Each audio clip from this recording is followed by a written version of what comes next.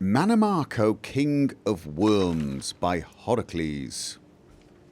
O sacred isle Artaeum, where rosy light infuses air, o'er towers, and through flowers gentle breezes flow, softly sloping green-kissed cliffs to crashing foam below. Always springtide afternoon housed within its border, this mystic mist-protected home of the Stygic order. Those counsellors of kings, cautious, wise and fair. 10 years and 30 since the mighty remens fell, two brilliant students studied within the Stygic's fold. One's heart was light and warm, the other dark and cold. The madder latter, Mannimarco, whirled in a deathly dance, his soul in bones and worms, the way of the necromance. Entrapping and enslaving souls, he cast a wicked spell. The former, Galerion, had magic bold and bright as day. He confronted Mannimarco beneath grey Kepora Tower, saying, "Your wicked mysticism is no way to wield your power. Bringing horror to the spirit world, your studies must cease." Mannimarco scoffed, hating well the ways of life and peace, and returning to his dark artistry, his paints, death and decay. O sacred isle Artaeum, how slow to perceive the threat, when the ghastly truth revealed how weak the punishment.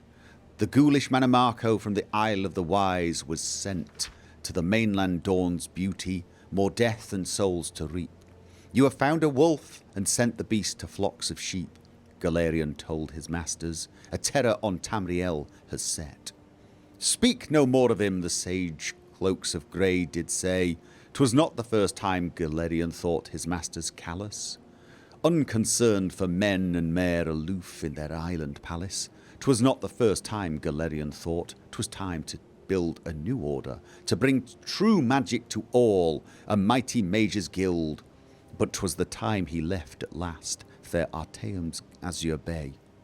Oh, but sung we have of Vanus Galerion many times before, how cast he off the Stygic's chains, bringing magic to the land.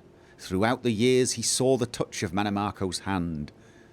Through Tamriel's deserts, forests, towns, mountains and seas, the dark grip stretching out, growing like some dread disease. By his dark necromancers, collecting cursed artifacts of yore. They brought to him these tools, mad wizards and witches, and brought blood-tainted herbs and oils to his cave of sin. Sweet akavari poison dust from saints, sheafs of human skin, toadstools, roots, and much more cluttered his alchemical shelf. Like a spider in his web, he sucked all their power into himself. Mannimarco, Worm King, world's first of the undying liches. Corruption on corruption till the rot sunk to his very core. Though he kept the name Mannimarco, his body and his mind were but a living, moving corpse as he left humanity behind. The blood in his veins became instead a poison acid stew. His power and his life increased as his fell collection grew. Mightiest were these artifacts, long cursed since days of yore. They say Galerion left the guild, calling it a morass, but untruth is a powerful stream, polluting the river of time. Galerion beheld Mannimarco's rise through powers sublime. To his mages and lamp knights before my last breath, face I must the tyranny of worms, and kill at last on death. He led them north to cursed lands, to a mountain pass. Oh, those who survived the battle say its like was never seen. Armoured with magicka, armoured with ensorcelled sword and axe, Galerion cried, echoing, "Worm King, surrender your artifacts and their power to me, and you shall live as befits the dead." A hollow laugh answered. "You die first," Mannimarco said. The mage army then clashed with the unholy force obscene. Imagine waves of fire and frost, and the mountain shivers. Picture lightning arcing forth, crackling in a dragon's sigh. Like leaves the battle mages fly to rain down from the sky.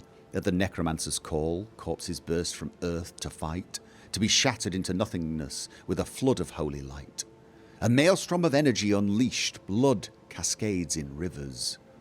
Like a thunderburst in blue skies or a lion's sudden roar, like sharp razors tearing over delicate embroidered lace, so at a touch did Galerion shake the mountain to its base. The deathly horde fell fatally, but heeding their dying cries, from the depths the thing they called Worm King did rise. Nirn itself did scream in the mages' and necromancers' war. His eyes burning dark fire, he opened his toothless maw, vomiting darkness with each exhalation of his breath, all sucking in the fetid air, felt the icy touch of death. In the skies above the mountain, darkness overcame pale, then Mannimarco Worm King felt his dismal powers fail. The artifacts of death pulled from his putrid skeletal claw. 1,000 good and evil perished, then history confirms, among, alas, vanished Galerion, he who showed the way. It seemed once that Mannimarco had truly died that day. Scattered seemed the necromancers, wicked ghastly fools. Back to the Mages Guild, victors kept the accursed tools. Of him, living still in undeath, Mannimarco, king of worms. Children, listen as the shadows cross your sleeping hutch, and the village sleeps away, streets emptied of the crowds, and the moons do balefully glare through the nightly clouds. And the graveyard's people rest, we hope, in eternal sleep. Listen and you'll hear the whispered tap of the footsteps creep. Then pray you'll never feel the Worm King's awful touch.